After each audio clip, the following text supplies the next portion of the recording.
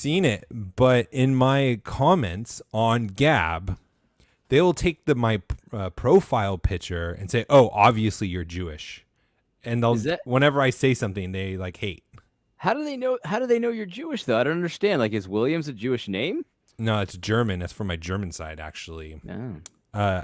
From what I understand, my last name used to be Wilhelm, and then the Germans that were here, my family, changed their name when the Nazis started getting crazy because they didn't want to be known as the Germans. Sure. Well, I'll tell you what. Listen, Maybe it's the nose.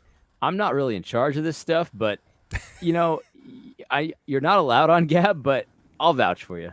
Oh, thanks. I appreciate that. Next time Torba retweets you, make sure you give me a shout out. He hasn't done it in a while. I guess I might just be too chummy with the Jews, I guess. I don't know. That's what it is. He's never shared your Reformgelical post. I'll tell you that much. Hey, everyone. Welcome to Reformgelical. Actually, this is going to be the first podcast of Reformgelical on the Fight Laugh Feast Network. That's right. I sure hope I remember to put it on the right stream tomorrow. Listen, I'm celebrating the occasion. I got the shades. I went to Walmart and I bought some fishing shades, and I got my White Claw seltzer here. Hold on, there it is. It's mango cheers! Cheers so I'm ready to White Claw. You got your conspiracy theory shirt on in style. Got aliens. I'm just going all out for the premiere. You know what I mean? That almost looks like the real thing. Let's see the picture of what we got today. You got the squiggly lines. Yeah. You got it looks more round. A little bit, yeah. It's close. I mean, it's pretty close. It's close. Does that come from Mars? Is that from Mars? This is from China. I can't see anything with these things. This is from China. So the Chinese have flying saucers now. That's great. Flying saucers. They can go 650 kilometers an hour. Max altitude 6,000 meters. And it can go 2,950 kilometers. Is it equipped with the death ray, though? That's what I want to know. It holds missiles. I can't read Japanese or Chinese or whatever. I think it's Chinese. It might be Japanese. I don't know. Apparently, out of the side, it can launch a missile. That's good. Well, that's great. I mean, at least, listen, missile, I can handle a missile. But if it had like a death ray or a tractor beam, I mean, that would be It'd be too much. Yeah, my brain wouldn't be able to handle that at all.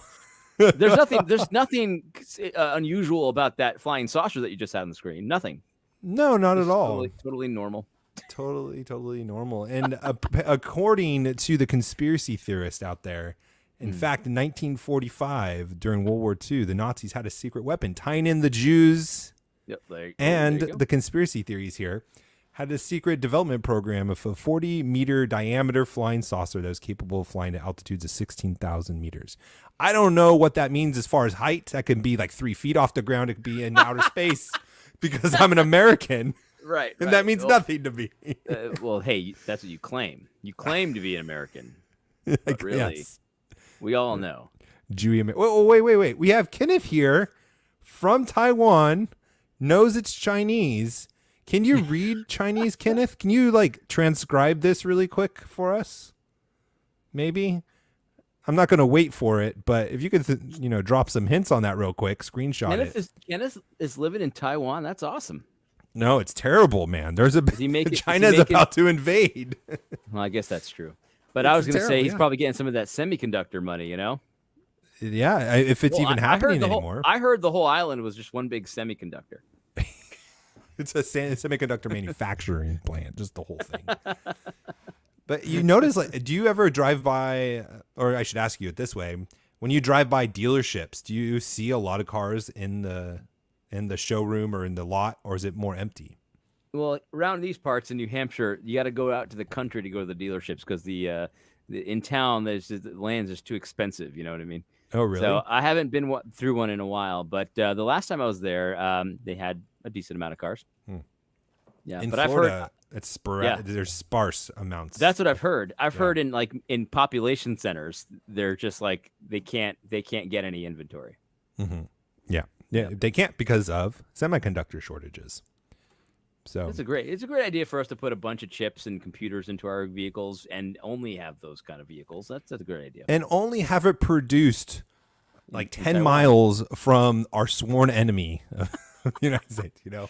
You know, one of my customers at one point in time, I'm not going to say when, but was a Taiwanese semiconductor company, and they're actually building a facility in Phoenix. So that's good. At least, you know, maybe at some point in the future, they'll build some semiconductors here. I know. It's so bad. Who plans these things? Obviously, the government has to be involved to be this stupid. Yes, of course. Obviously, right? Yeah. No, In I happen to Alabama, know. they're empty. I happen to know a little bit about some of this stuff. Now, not semiconductors, but I know a little about the energy industry. And you know, there are people that say, hey, you know, strategically, we should probably do our own, you know, whatever it is, you know, energy enrichment, energy production, you know, whatever it is. And they get rebuffed constantly by the government. And it's like, so it's not like no one's making these arguments. People are pointing this out like, hey, it's stupid for us to be reliant on whatever country it is. In this case, it's Taiwan or China or whatever. It's stupid to be reliant on them for these are critical things. But often the government just says, let's not worry about it. Right. And it's either they're stupid or they're evil. And, you know, to me, a lot of people say, and in fact, I think Doug Wilson makes this case where it's like, you know, it's almost like, don't assume evil intent where stupidity can just, you know, fit the bill. But actually, when you're dealing with the CIA and the government and these agencies, I actually think it's the opposite. Don't assume stupidity where ill intent actually can fit the bill very well. Yeah, absolutely. And I think there's two categories of evil we should consider when we're talking about the government. Just sin nature in general, where you aren't necessarily being Dr. Evil and having a plan to take over the world and having the communists take over and all that stuff, but just simply greed or power, and you're just attracted to that. And so you're going to do the path of least resistance to do that, which is compromise. It's, you know, selling out your country to globalization and all of this different stuff. And then there is the active evil, I guess we could call it, where they are actively trying to destroy us and like take our freedoms and have all the control and all that good stuff. And I think both of those happen a lot in the government. Yeah, I think so. And I also think that, you know, it depends on the level you're at. So I think that a lot of the power brokers are twisted and evil to the nth degree. But like the lower level, mid-tier, you know, that kind of, they're just trying to do their job. You know what I mean? They're not in the know. They don't really know what's going on a lot of the time. And so I don't think that everyone that works for the government is evil, but I think that a lot of the power brokers, the powers that be, definitely, for the most part. Yeah, for sure. I'm thankful that Alan Ten Bergencat is here. He is a foreigner, and so he knows the metric system. It says that 16,000 meters is around 52,500 feet or 10 miles. Very helpful. I like how he broke that down, because he's like, you idiot Americans, you probably won't understand how to convert feet to miles. So let me just give Yes. Well, he's listened to me a while, and so he Alan knows. is right. And I'm not saying he's right about that. We probably can't convert miles into or feet into miles. No, we cannot. No, not at all. I still can't, knowing the answer. I couldn't even tell you the next part of the variable between that. He also says, never ascribe to malice what can be adequately explained by incompetence, Napoleon Bonaparte. That's okay. It's a Napoleon quote. Yeah, but who was evil in of himself, trying to take over the world. You're onto something there. You're onto something. Yes. Oh man, so much has been going on in the last couple weeks that we've been gone. It's almost purposeful. Like, we can't comment on it, so they're going to get all this crap out now. And then we're going to just not be able to catch up to everything. So have we had an episode about all this Ed Lit stuff or anything like that? The sermon plagiarism, the lying to the media, like all that stuff? It's been 2 weeks, so I believe we might have commented on the very beginning where we just we didn't know the scope of it. I don't think we knew how much he took down, that he was plagiarizing videos. And finding out from your video, apparently his wife was doing the same thing. Dude, it's so crazy. So I was telling somebody, I don't remember who this was, but when I first heard about this, I was like, whatever. That happens all the time. You know, like, it's not right, but whatever. It's not news. You know what I mean? People plagiarize all the time. But I hadn't heard. Oh, you know who I was telling this to? Tom Askell's son. What's his first name? Joel. Yeah, Joel Askell. I was like, yeah, whatever. Who cares? You know, probably he told a story. It didn't really happen to him. Yeah, that's wrong, but who cares? But then when I listened to the videos, I just couldn't even believe what was happening. It was word for word plagiarism and just blatant lying. Oh, yeah, well, I was in Southeast Asia and I just thought to myself. And it's like, well, that didn't happen to you because that was what J.D. Greer said he was thinking to himself. You didn't do that. And then it's like, okay, maybe you can excuse some of that stuff. But then it's the whole like cover up too. That's always worse when they try to cover up what they were up to. Well, you know, I had a team of 8 people. It's our preaching team, and we drew from. And so he made up this whole story about he really wasn't responsible. Okay, of course. Fine. But then it turns out that he has been doing this for years, and it's not just J.D. Greer. He was plagiarizing Tim Keller, and his wife was with him. Yes. So this is the new one, Matt. This is the worst one by far, in my opinion. They're all bad. But this one is one of the ones where he's preaching with his wife, which is a violation, of course, because his wife shouldn't be preaching. Absolutely. And if you remember, people were bringing this up at the beginning of his whole thing, and he said, well, you know, my wife has a lot of tremendous insights because she's a woman and I'm not a woman. And so she brings the feminine insights to marriage. That's what he said. But what happened was both of them tag team plagiarized a Tim Keller sermon from 1991. Wow. Now, in 1991, I was 9. So this is a long time ago. So Tim Keller is doing his thing. And, you know, Tim Keller, he's a smart guy. I'm assuming he didn't steal this sermon or buy it. I'm assuming he came up with it himself. Yeah. So he's preaching this sermon, you know, just in his normal way. And they just take turns plagiarizing his words, word for word. Just they go through the sermon, but they just take turns. And so it turns out, not only are they both plagiarizing, maybe the woman doesn't even know. That to me, that's the question. It's like, does she know she was plagiarizing, or did Ed say, "Hey, I got this great insight, but I want you to promote it"? You know what I mean? Like, I don't know. I don't know which one. I don't even know which one is worse. But the point is, that no, she actually doesn't have any insights. She was there as a prop, just so that he could tip his hat to the liberals that want women to preach, because she had no insights to bring. They were all Tim Keller's insights that she just said. At best, it's just to tip value, you know, virtue signal. At worst, it's moving the goalpost and bringing us back into liberalism. And this is the great thing I love about this show, because I get to be the one who believes all things, and you get to be the extremist. So I believe all things, and so I just go at best. But you're right. I actually believe you. I think that it's not that. I think it's to move the goalposts for sure. I absolutely believe that. I think that Ed Litton actually believes that women should be preaching, and he just wants to move it along. He's a progressive. He's just all about the revolution. I just love the backhanded insult to Tim Keller that it's feminine insights. So we're going to take Tim Keller's sermon. My wife's going to say it because they're feminine insights. Well, in my video, I did a video about this. And in my video, I said, and I said something about how, and I'm assuming, I said, Tim Keller is a man, presumably. I'm just saying that to be funny. Of course he's a man, but it's obviously ridiculous. And to be honest, people don't think that Tim is all that great on marriage. They think he's a little bit, you know, liberal on marriage as well. Wait, but Tim Keller's liberal on something? What? I can't even believe it. He's a registered Democrat. What? You know that?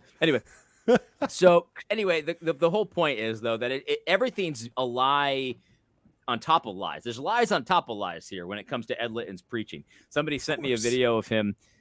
He did like an hour-long interview with a podcast about sermon prep. Mm-hmm. And he talked for an hour about his sermon prep. Well, I didn't watch it. Control C and then Control V. I didn't watch it, but I'm pretty sure he didn't say you just copy and paste Tim Keller. Did I say presumably? Kenneth making fun of me for our next book, How to Write Sermons for Big Eva. Yes, that's right. Copy paste. Copy and paste. That's it. That's the chapter whole book. 1, you copy. Chapter 2, paste. End of the book. Bonus chapter, video illustrations. Oh man. It's so bad. So this is why I'm looking back in the last couple of weeks and trying to figure out how to classify all this stuff, because seriously, so much has gone on. And to me, it seems like there's just a bunch of parallels happening. We have within the Southern Baptist this scandal that is breaking of liars, of people that are misrepresenting, that are deceiving. Yes. At the same time, we're dealing with that in the political world too, with the elections. That's coming out. I mean, we have bombs dropping left and right today. I've been sending our show notes, updating them constantly because of all the stuff that's dropping. There's been so much. Normally you send me like 5-6 notes. Today it's been like 5 or 6 in the last couple of hours. Yes. Yes, exactly right. And I know we're not going to get anywhere close to it. No. But it's not surprising at all, because the church has become the mimicking player of the world. And so no wonder we're seeing fraud and deception, deceit, lying, misdirection in the world, and the same things in the church. We shouldn't be surprised at all by this. This is like the most unsurprising scandal that I think we've ever had in the church at large, in my opinion. This just is standard operating procedure by liberals. So here's what most people think. Like when you're talking about liberals, you got the political liberals, and then you got the evangelical liberals. And most people think that there's a separate group here, and they're evangelical liberals. But some of them are both, right? Like Mark Diver, he's a registered Democrat. Tim Keller, Russell Moore. Yeah. They're all in here, right? Mm-hmm. I am willing to bet that the circles look more like this, where it's like basically the same circle. You know what I mean? Or maybe even just like this. It's just the same circle. They're just they're all promoting the same stuff. It's the same revolution that they're all a part of. And whether knowingly or unknowingly, they're all promoting the same revolution. I think that the reason why you get these parallels is because they're getting the same marching orders. Yep. Russell Moore has the same playbook as, that lunatic woman. What's her name? The Speaker of the House. Who cares? Nancy Pelosi. Yeah, that one. a known nut job. Which Trump called her today, and I absolutely love that. That's the best thing I've heard Trump say since he lost. Yeah, a known nut job. A known nut. And the reason is they worship the same God. They worship the same false God. The liberals that are secular and the liberals that bring in the human religion and philosophies are worshiping the same gods. Now, maybe they try to blend it as Christians and try to worship the one and true living God, but at the same time, they have these idols that are either hidden or not so hidden. Maybe they're set up right next to what they're worshiping for the one and true living God. And so it's not even necessarily that they're all coordinating, but you become what you worship. Yeah. And that's why they all act the same. It may not be planned. Some of it may be. It goes back to what we were just talking about with the government. Yep. Some of it's evil just in nature. Yep. And then some of it is Dr. Evil, where they have plans to take over the world. But they're worshiping the same false gods. Absolutely. I think that, we've shown on this channel the CIA documents of infiltrating churches and stuff like that. So, yeah, I think some people are out there and they're doing that. They're doing it intentionally. They're in the CIA or they're just on the payroll, whatever. Most people aren't that way. They're doing it because it works and they have the same goals. And so they're worshiping the same God. And so they use the same law for that God. Basically, anything goes as long as the revolution goes forward. Yeah, absolutely. Alan Litton's next sermon, The Christian View of Watergate. I think that's going to be a little tricky because how do you transcribe something from the 70s? That'd be hard. I mean, you don't get Word document. He has an 8-person team, but even for that team, it's probably too much.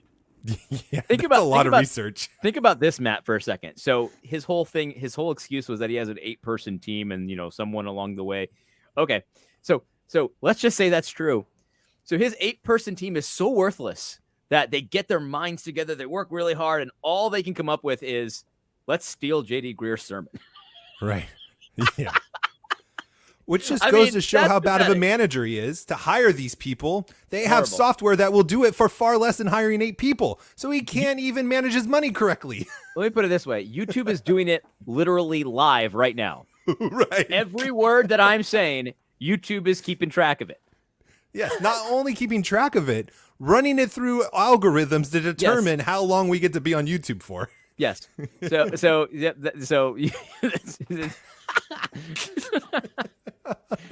Oh man.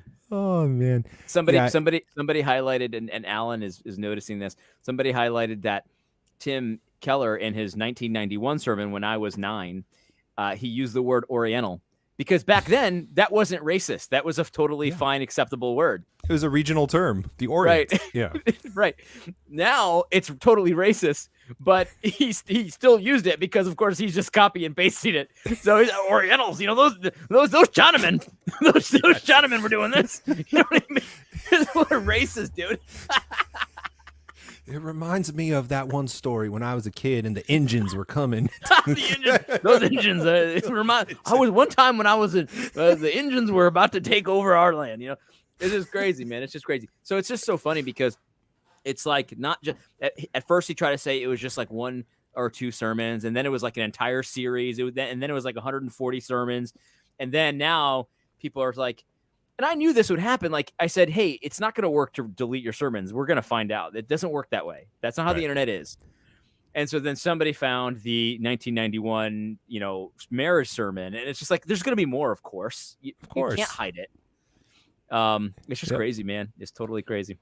It is crazy. And to go even back to the parallels, I'm trying to scroll to it right now, of deleting things. This is exactly what the left does as well. Look at this. Today, Dominion voting systems took down their website when they got caught today. Did the same thing, and they're switching as we speak. Their, what is it? They're different. Gosh, this is where I'm going to get in trouble because I don't know too much about it all. But their IP addresses and all those different things. Yeah. So they're going through and deleting and rearranging and changing the evidence. Hey, just like Ed Litton, acting the exact same again. This is what they do, and the other thing that I thought was amazing is the trying to throw into question where the accusation started. That's something that's always done too. Oh, it's just this racist. They just want to disenfranchise blacks, and like Ed Litton's like, well, I don't know if you saw this one, Matt, but he said that the people who started this whole controversy are unnamed sources, which should question. You should question that if it's unnamed sources. And I remember thinking to myself, like, number one, if they're unnamed or not, they use your videos. So it's like, is it true or is it not true? Right? That's the question. Yeah. But they're not even unnamed. I mean, Tom Askell was saying it. Rod Martin was saying it. Justin Peters, like, they're not unnamed at all. Yeah. It's just lies. They just love to lie. It's really pathetic. Yeah, and then we should never read anything from Big Eva again because they never name anything. That's right. Everything is ambiguous. So we shouldn't listen to them either. How easy would it be to find Ed Litton believing an unnamed source about something Trump supposedly did? Oh, yeah. I mean, it'd be so easy. It's not even worth doing. It's so obvious that he has done that before. Right. Yeah, absolutely. We should go look to see if Ed Litton's preached about anything that was false that Trump said by going to look at what J.D. Greer said in his sermons and see if he commented on that. But to me, Matt, just to push the conversation forward a little bit, like to me, I'm not that mad at Ed Litton, because pagans, they're gonna do pagan stuff. Like that's what they do. Like people that are Democrats, progressives, liberals, they'll act like them. So he's acting like he is. Like I get that. So I can be upset that he's in our denominations, but who should I be upset with about that? It's not really Christians. Him. It's the actual Christians. It's the actual people who believe the word of God, but for whatever reason aren't doing the necessary things that they need to do to get rid of people like that. There's no reason that Ed Litton should be allowed a platform like this. And yet a majority of messengers voted for him to be the president. It's their fault. It's not his fault. He's just doing what pagans do. He wants power. He's going to go try to get it. Yep, absolutely. And I've been thinking about our conversations we've had the last 2 times about should you still be in the SBC or not, and thinking about how the pragmatic people are saying, hey, we had the biggest turnout ever. We're going to have a bigger turnout next time. The conservatives are going to take back and all of this different stuff. And I've been listening to different people making, like on John Harris, he's had some great people, which by the way, this is the first time I heard not JD Greer. What's the protestia? JD Hall? JD Hall. Yes. JD Hall. I like that guy. That was the first time I've ever heard him speak. Like, that's my kind of dude. But I've been hearing these arguments that it's just going to be better. And I get more upset about this the more I find out about how the SBC works. Because it turns out there's an executive committee right now that can do everything that the convention can do when they're not meeting. So they have the power to do things like remove Ed Litton from being president, like remove Resolution 9, like church discipline churches that are bringing false gods into the church. That's right. But none of that's going to happen. And all we keep hearing is the same thing we've always heard from the GOP. Again, parallels. Just vote us in next election and we'll change everything and we'll fix everything. And then it happens, they do nothing. And it's been the same story for 20 or 30 years. But it turns out there's this executive committee in the SBC that could do it today, but they won't. Yeah. They're not going to do it. And so the whole argument about let's just wait till next convention is totally void to me, invalid and void. Yeah. Yeah, no, I understand. I totally get it. And listen, if people are going to stay and fight, then I wish them well. I just don't think it's the right strategy here. I mean, you've got a lot more power than you think you do. You just actually have to do something about it. Like I think when you consider, you know, what the Revolutionary War and how that all happened, like, you know, it's scary and it's different and it takes a lot of effort and it's going to cost you probably some. I mean, this won't cost you your life, but it'll cost you probably money and stuff like that. It's going to be harder. Your life in the short term is going to be harder, but you have the power though. Mm-hmm. It's just like with the vaccine stuff. Like some people are worried and they message me about what happens if my job says I have to get the vax. I don't want to get it.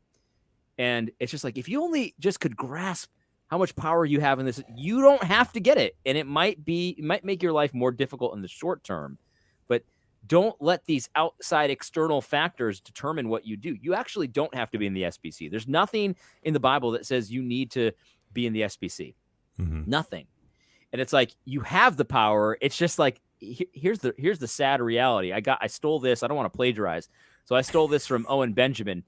He said that he says basically that most people won't do what they should do because they are addicted to the fancy pants. They want to have nice clothes and a comfortable house and everything like it's always been. And but here's the scam about this. Like, you're going to lose that anyway. The SBC is done anyway. You're going to lose it. So why not leave on your own terms, get out in front of it and make some things happen, because then you'll be 4 or 5 years ahead of this nonsense. Right. Yeah. And this is the exact thing that we've talked about several times before, where we spiritualize things that we're supposed to take literal and we take literal the things that we're supposed to spiritualize. Is that this is exactly what Jesus is telling us when we need to take up our cross and follow him. This is what is rewarded about the martyrs in Revelations, that they did not love their lives even unto death. It's not just some hypothetical, I'm going to deny Christ because I'm embarrassed and I'm just not going to say anything when I should have. Like, that's not the extent that we're called to. We are called to follow Jesus quite literally in times to death. How much less losing the fancy clothes? How much less losing our jobs? And if we're not prepared for that, we're not going to faithfully follow Christ. Wait a minute. What says, to plunder a popular term from Egypt, we can build better? Yeah, we can. We can have a better situation than you have in the SBC. Yes, the SBC is flush with cash, flush with opportunity. That's how it seems right now. But all of it comes with a price, and the price is essentially to compromise yourself. Mm-hmm. And you can see it in action right now. Like, this is not hypothetical. You can see the cost right now. And the reality is that the only leaders in the SBC who I've heard call Ed Litton out by name, everyone in the SBC knows what he did and what he has done for years is completely sinful, evil, and what he's currently doing to cover it up, it's sinful. Everybody knows that. But the only people that I've heard say anything about this are Tom Askell, Tom Buck, and Rod Martin. There might be others that I'm missing, but those are the only three that I've seen. Every seminary president to the man has not said word one about Ed Litton's plagiarism. Nothing. Right. That's the cost. You have to compromise yourself. You have to be okay. You have to say, there are certain people that are untouchable, and I'll never call them out no matter. This guy could have sex with a male prostitute. And you know what would happen? Nobody would say anything. Yeah. You know what they would say? They would tweet. This is what they would tweet. Homosexuality is wrong. Adultery is wrong. That's what they would say. They wouldn't name him. Mm-hmm. If you think I'm kidding, I'm not kidding, because that's what they're doing now. Plagiarism is not right. Okay, so are you going to call for his resignation? Crickets. Right. Crickets. You would be expelled, of course, from any of these seminaries if you were doing what he was doing. But none of these presidents are going to say jack, because you know why? Because they are slaves to the system, which is essentially another way of saying slaves to sin. They know it's wrong. They know he should resign. They know he shouldn't even be a pastor anymore. But they're not going to say it, because that's the cost of the cushy job and the fancy pants. I'm telling you right now, that cost is not worth it. No, because it's sin and it leads to death. And it causes you to have a mentality of compromise throughout your life. It's not just that you're going to compromise in one area and then everything else you're going to be this confident, bold warrior for Christ. You're going to slay dragons. You're going to flee sin. You're going to no, you're going to bring your wife up and preach. You're going to have her steal and say things that as if she's the one who had the experiences and was the one with the insights. Like, even if she knew it was from other pastor or not, she knows it wasn't from herself. Yeah. It's constant compromise. And then you're leading people into constant compromise. And it also flips the whole argument of how great the SBC is and why we need to fight, because all of those seminary leaders and presidents who aren't saying anything are compromising, and they're leading the future pastors in that same mentality as well. And it becomes a curse and not a blessing to be staffing a majority of the Christian churches in the United States. I think that some of these guys are, the leaders in the SBC that aren't saying anything. Some of these seminary presidents, I think of Jason Allen, for example, because he's one of these guys that has said, plagiarism's totally wrong. Al Mueller said nothing. This guy's at least said something about plagiarism. So I think that guys like that are at least willing to say something as limp-wristed and as indirect as that, they don't live a good life. Like, they're not feeling good about this right now. Like, they're feeling like frauds. They're feeling like just awful about this, because they're actually Christians, and they're trying to they're trying to figure out how to negotiate with their sin here, right? They're trying to negotiate. So they're not having it's not fun. So to me, it's much better. We can build better, because even if we don't have even a fraction of their finances or their institutions and buildings and money and all that, but you can go to bed with, and feeling just fine at night. You know what I mean? Like, and know you're right with God, and know that you're doing what God has said you need to do, and you're holding, everyone's standards to the same standard. Everyone has the same law. Like, it feels great to do that. And yes, we can build better. It might not be as flamboyant, and it might not be as good in the short term, from a materialistic, worldly perspective. Right. But it's going to have more eternal value than what the SBC is now, which is a bunch of cowards and a bunch of people that are willing to put up with sin just to protect and circle the wagons. Cowards and idol worshipers. I would rather be faithful than pragmatic. Yeah. I would rather take faithful stands where I'm going to trust God to do the work, to build, to bring the increase, to be the Lord of the harvest, instead of choosing the pragmatic route where I'm compromising and I'm going to use the systems that we've built and have been so good in the past, because it's those systems that are really bringing the increase. It's those systems that are really doing the work of the kingdom. No, it's not. And for the person in the pew, like the layman, like, you got to pay attention to who's actually saying stuff. Tom Askell's saying stuff. Rod Martin, some of these guys, and there's probably other pastors too. I'm not saying that they're the only pastors out there saying stuff. It's probably a lot of no-name pastors, right? Like, a lot of people go to the SBC churches, and these people aren't named because they're just not known, right? So watch your pastors. Are they covering for Litton, or are they saying that this is just sinful, man? Ed Litton should resign? Because here's the truth of this matter. For you, this makes a big difference, because if they've shown themselves to be unfaithful in this internal matter with a sin that it's a serious sin, don't get me wrong, but in the grand scheme of sins, it's pretty minor. You understand what I'm trying to say? Like, it's not a death penalty offense or something like that. Like, there are challenges coming to the church from the pagans that are going to be way more serious. Yeah. Way more serious. And if your pastor didn't even have enough cojones, didn't have enough testicular fortitude to say, Ed Litton should probably resign, he's not going to have enough fortitude to stand up against what's coming. And so what I would do is I would find a pastor who would, someone who's going to lead me and not going to placate because the thing is, like, we have a tendency of trying to justify sin. So it's like, my life's going to be really hard, and all the government's only asking me to bow down to this thing. Like, it's not that big a deal. Like, you know what I mean? Like, you want a pastor that's going to say, no, you can't do that. And we're not bowing to anything. I'm not going to do it. We're going to stick together. Right. That's what you need. And there's stuff coming, man. I don't know. I'm not a prophet. But in this audience, we know that there's challenges coming. You got to find a pastor with some backbone. And if he hasn't had backbone in this very minor problem, then he's not going to have backbone in the major problems. That's not how it works.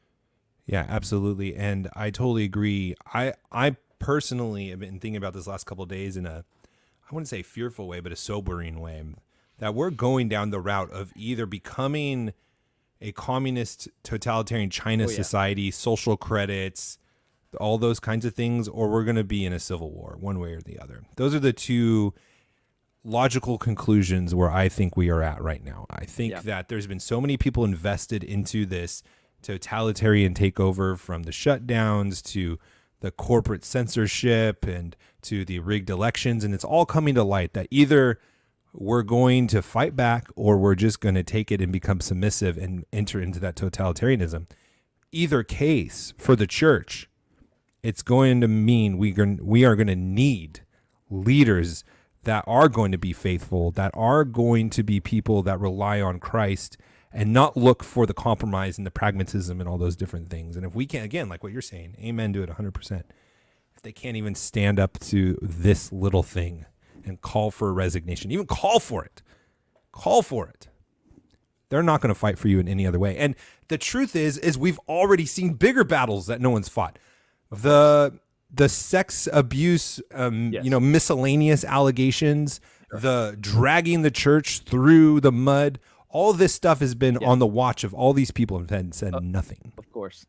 Absolutely. I personally believe God chose plagiarism because a lot of these like soy boy types that are social justice warriors and Me Too people, these effeminate pastors, they've written really hard against plagiarism in the past.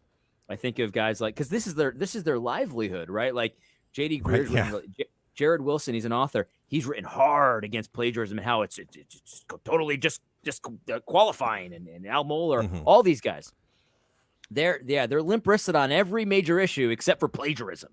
Right. So God chose plagiarism because God's got a sense of humor. I mean, he's gonna rub your nose in it. Yeah. He's gonna make you drink it down. And a lot of these guys are going, all right, I'll drink it. I guess I'll drink it. I have to drink it. You know what I mean? I'm still gonna bow. And it's pathetic. So the point is, Matt, like I think like this is not like a despair, like woe is me. I think I'm with you, Matt. Like over the past week or so, I've been doing some content about this, and I've been talking to my brother about like how there's like companies that like sell you sermons and like sell you sermon illustrations, like, and I haven't been despairing, but I've been like a little bit sobered about this. Like we're way further gone than I ever thought. And I was already thinking we were far gone. You know what I mean? So it's even worse.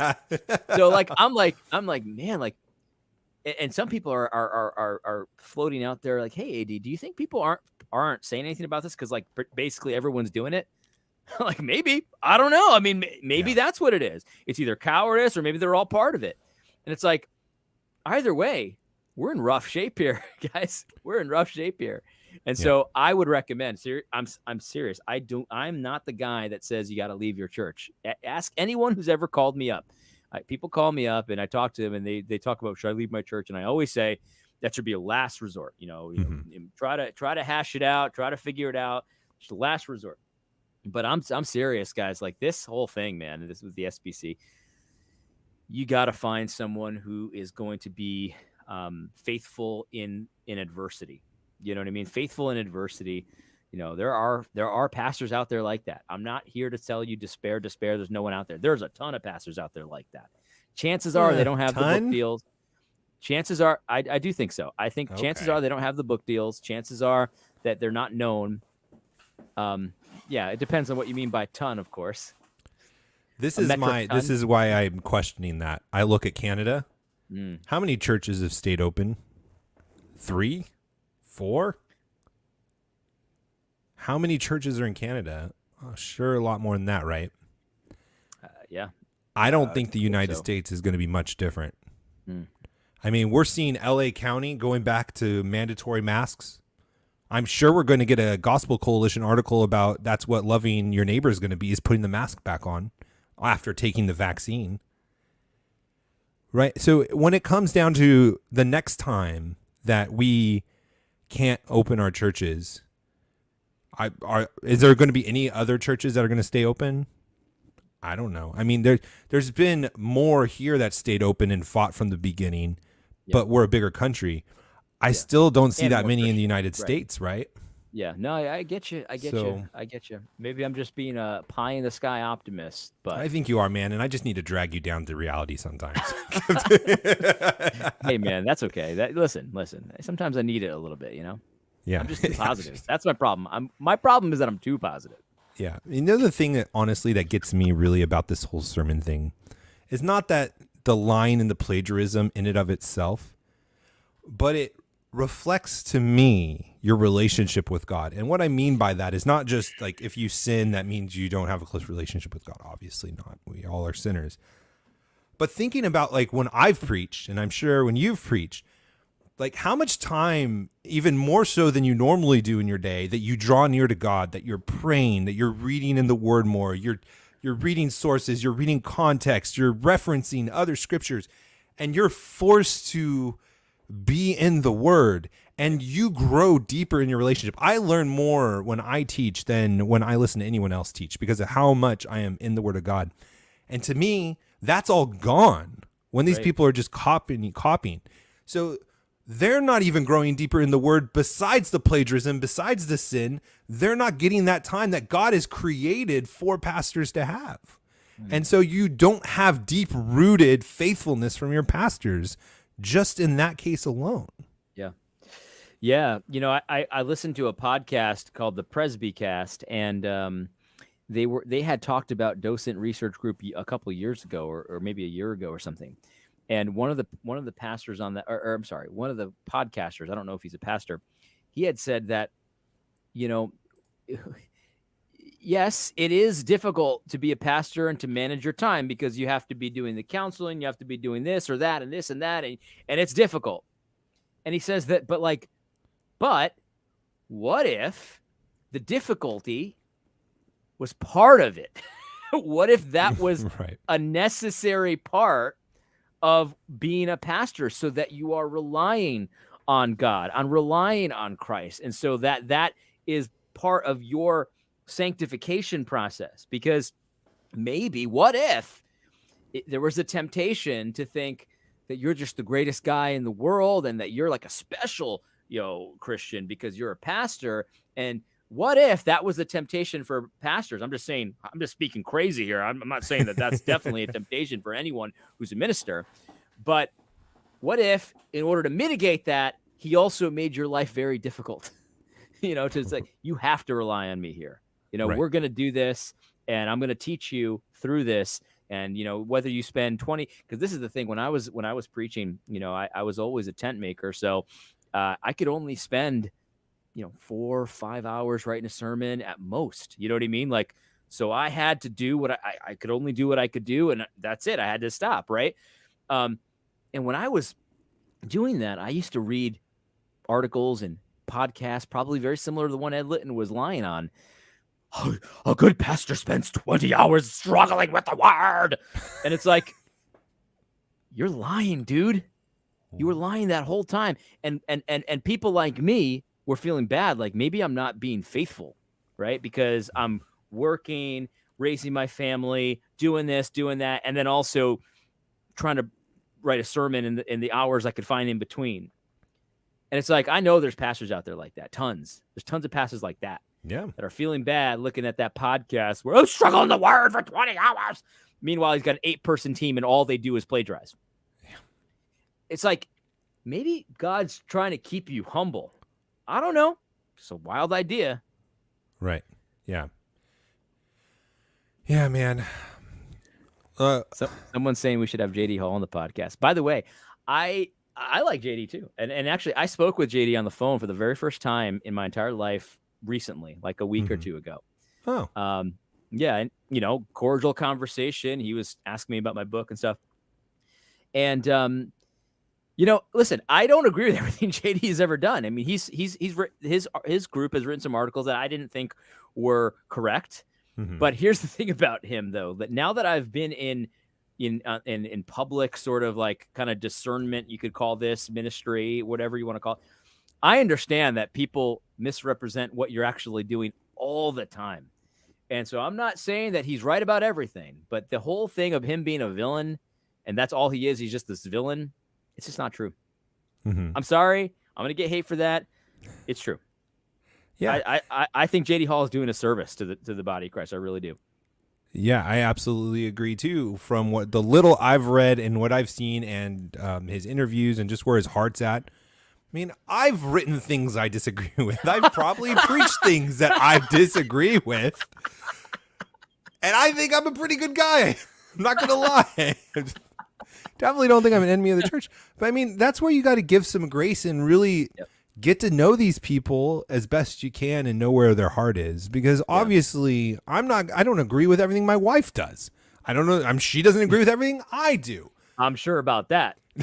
Yes, for sure. But we still have a very functional relationship that we're doing things for the ministry of the gospel. Amen. We're glorifying God. And that's the thing. There's a big difference between doing things out of step or something you disagree with, and then somebody who's just completely going off the wrong direction and fighting against you. But yeah, I would love to have him on. I don't know if he'd come on our show. I mean, he seems I think he would. I think he would. Yeah, I wouldn't say he's a fan of me, but I think he likes what I do. No, he gave you a shout out on the John Harris show. Yeah, but I don't think he's quite a fan of anybody. Oh. You know what I mean? But he likes. He's not me. like commenting and liking every of your YouTube videos. No, oh gosh, my wife's listening. I'm in trouble now. She just said thanks. I was just saying. Listen, Kelly. Matt says some crazy things. I don't support everything he says. So you're married to him. I'm not. I don't support everything I say. I don't even support everything I say. Yeah. No, but I think, you know, and the thing is, and you got to give this to him. Like, even if you disagree with some of the stuff he's said about certain ministries or people, he's right a lot. a lot. And here's the other thing. I've actually had an interaction with one of his friends, the guy who does the Bible thumping Wingnut Network. Okay. And it was just such a beautiful moment. He confronted me about something I said about him a long time ago. It was like years ago. And he had a screenshot of it. Like, I couldn't even believe it. And he said, "Hey, I've been holding on to this for so long. And I just wanted to just say, hey man, like, what was this about?" And I read it and I was like, you know, I asked for forgiveness. I said, I shouldn't have said that. And, you know, now knowing what I know about what it's like to be online, I shouldn't have said what I said about you. And it was just like a beautiful moment. He's like, totally forget. I'm just glad to get that off my chest because I've been thinking about that. And, you know, like, I just I didn't think it'd be right for me to just hold on to it forever and just to be like angry with you. I was like, yeah, like that's what Christians do, man. Like, we bring it to each other. And he brought it to me and he called me out about this very thing, like specific thing that I had said against him. And it was wrong of me to say it. He confronted me with it. And I was like, you're right. No excuse for it. You know what I mean? And yeah. So like these people that think that whole network is just evil all the time, it's just not true. It's just not the case. Sorry if you don't like that. Actually, no. I'm not sorry if you don't. There like you that. go. It just is what it is. Oh my gosh. You guys, I appreciate in the comments you saying you want the show to go 2 hours, but that's not happening. I'm sorry. We got families. Maybe one day we'll plan for it and we'll do like a 2 hour spectacular. We could do that, but you have to promise to invite somebody where our viewership has to double, and we'll do 2 hours someday. You guys, it's got to be equal relationship. Yeah, maybe we'll get into a little few more conspiracy theories. I was talking to some guy. He sent me a book to read, and it was actually a really interesting book, and I liked it. But I said, I have one bone to pick with you, because at one point you said that Bigfoot wasn't real, and I have to quibble with you there, because he said that if it doesn't leave evidence, then it's not real. And I said, au contraire, because Bigfoot are demons. They're demons, so they don't leave evidence. Why would they? Oh yeah, there you go. Conspiracy theory. Conspiracy theory. You know demons are hairy? I didn't know that until recently. I know some humans are hairy. Demons. Oh, demons. No, I didn't know that. Well, now you do. I know. There you go. There you go. Some people here have been saying that J.D. Hall's been going after James White and Jeff Durbin. That'll be interesting to find out. I don't know what it could be. But so I have nothing to say about that. I do want to hit one more story before we go, because I think it's really important for us to watch. The FBI, and this has to do with the SBC actually, but not about Ed Litton. The FBI came out with an acknowledgement that their agents acted inappropriately when they were going after the Nasser sexual abuse case. Did you see this, AD? No. So they were this is Nasser is the Den Hollander coach, right? And then so he was a doctor who was molesting and physically abusing women that were gymnasts under the guise of medical examinations or whatever it was. And the FBI was investigating it, but they botched it so bad and they made so many mistakes that a new report came out today that said that 70 more women were abused after the FBI got involved and investigated. So how they handled it and what they were doing created an environment for 70 more women to be abused and molested. And I'm bringing this up simply because I am really interested to see if Rachel Denhollander goes after the FBI the same way that she's gone after the church. And I think that is a great standard. And I don't know, because I don't have Twitter anymore, and that's the only place I've ever seen her and her husband talk. So she may be doing this. And if so, then I would think that she's being more legitimate in her concerns in her fight. But if she's absolutely silent on the FBI and this report of creating and fostering an environment of not rooting out the sexual abuse and allowing 70 more cases to happen, 70 more women, and she's going to continue to go after the church, then there's something nefarious in my mind that is proven, because if you can't be silent on one or the other, you have to be consistent. Yeah. What do you think about that? No, I think that's a very good test. I mean, listen, this is the big thing. Like, it certainly seems like there's a segment of evangelicalism that is basically the state can do no wrong and the church can do no right. Right. Let me give you another example, Matt. Tell me what you think about this. I was talking today on a podcast that I haven't released yet, and I was talking about how the government is targeting Black and Latino communities for the vaccine. Like, they really are very interested in Blacks getting the vax, right? Mm-hmm. And what's interesting about that is like the government doesn't have a great track record with pushing things on Black people, right? Like, right. Like especially medical treatments and stuff like that. So like, there's really no reason to think that now they're doing the right thing. You know what I mean? Mm-hmm. But yet every social justice warrior, whether they're Black or white to the man, is pushing the vaccine too. So that's weird to me. Like, it's like they're just pushing the government agenda, no matter how suspect it is. Right. Yet a church, if they seek out, diversity, they're still wrong because they're centering whiteness or they're white supremacy. Like the church can do no good. Mm-hmm. So it's like, it's similar to that. Like, it's like the church is trying to like be sensitive to sex abuse, which they should be, and report it and do the right thing. But it's never enough, of course. But the government, It's almost like no matter what, I mean, 70 more people get abused because we botched the case. oh, well, I mean, I guess you still listen to the FBI, I guess. You know what I mean? Like, Yeah, absolutely. And it's not a political thing. It's not a logical thing because it's illogical. It's simply your idolatry. It's foolishness. Yeah. You're being a fool. And the Yes. only reason you are acting this way is because you have this false god, the government, that you're going to do whatever it says. And because that is a foundation built on sand that gets washed to and fro, the government will do whatever it wants and say one thing and then do the other, whatever way they want. And so you're going to be like that. And that's what it is.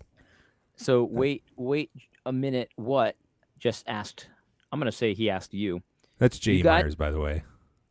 J.D. Myers says, you guys should come back to Twitter. We need the help. What say you, Matt?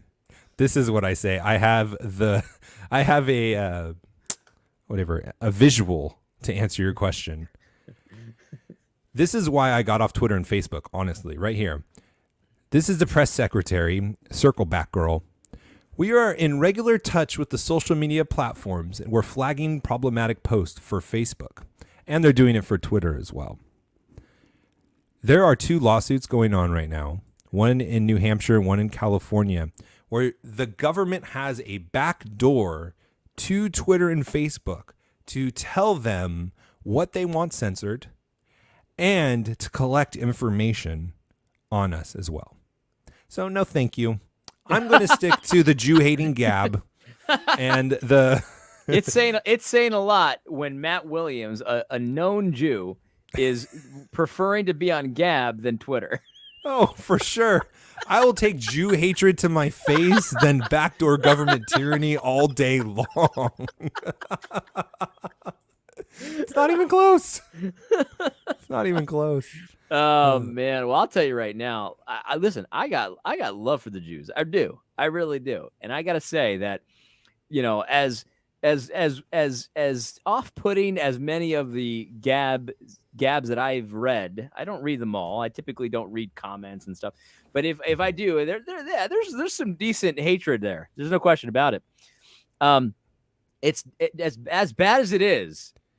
I'll take Jew hatred all day than child porn and pornography and stuff like that. That's what's on Twitter. Yeah, right. And Facebook.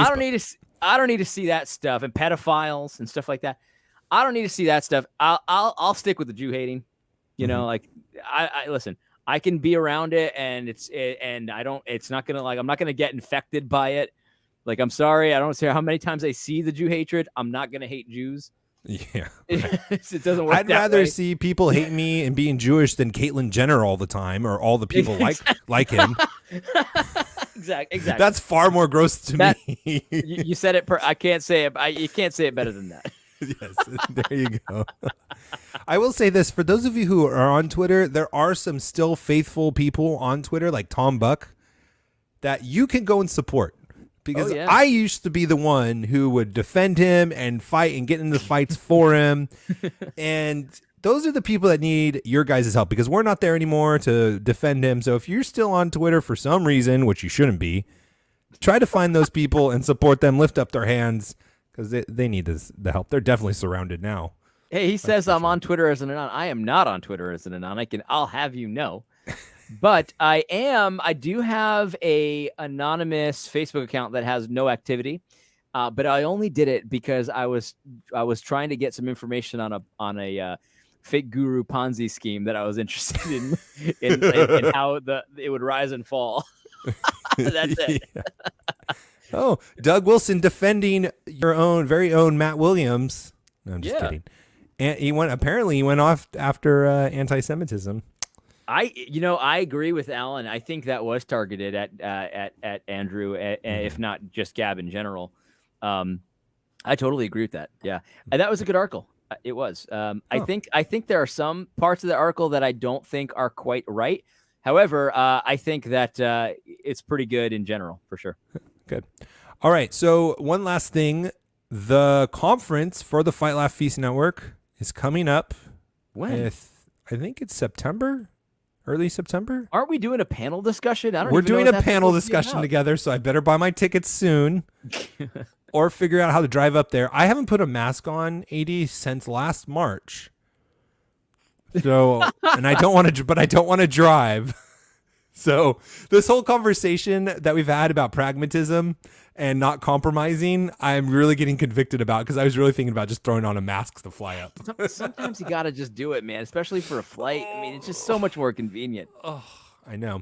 And they're putting you on no-fly list now if you try to go on without a mask. Well, here's what Have you do. seen that? No, I haven't seen that. But what I did when I flew down there is I wore the mask in line. I took it off as soon as I sat down the airport. Nobody said anything. I put it when I got on the plane, and then I took it off as soon as I sat down on the plane, and nobody said anything. If somebody were to have said something, I probably would have gotten a glass of water or something just to, because they're. You should have played the race card, dude. Use that. Ooh. See, my mind isn't even thinking that way, but that is so good. Yeah. You're trying to keep the brown man down. You said it because I was brown. And if you live stream it on your YouTube, they might promote it. Let me show you something. I'm going to live stream this racism to me. This is systemic racism by corporations. I gotta practice that. I gotta practice that pitch, that spiel, because when it happens, I've got to say something like that. That's good. Yeah, for sure. The conference is the same place it was last year in Tennessee. Well, I don't know if it's the exact same building, but it's no, I don't think it's the same building, but it's close though. It's very close. Okay, so is it Franklin, Tennessee? It's still at. I think they said it's in Lebanon now, or whatever. It doesn't matter. We'll figure it out. Yeah, come to it. Though. More anti-Semitism going to Lebanon. Tennessee. It was fun. Yeah. All right. Well, hey guys, thank you so much again. Apologize for missing 2 weeks in a row. Fight Laugh Feast Network. We're here. If you missed the show, the live recording, you can watch it on the Fight Laugh Feast streams, or you can come watch us live on YouTube until they ban us. On my How to Build a Tent Count, I'm banned till October. I haven't posted anything since March. Or on the Reformgelical Twitter that we don't monitor. So the only reason you would follow that is if you want to watch it on there. So with that, we'll talk to you next week. God bless. God bless.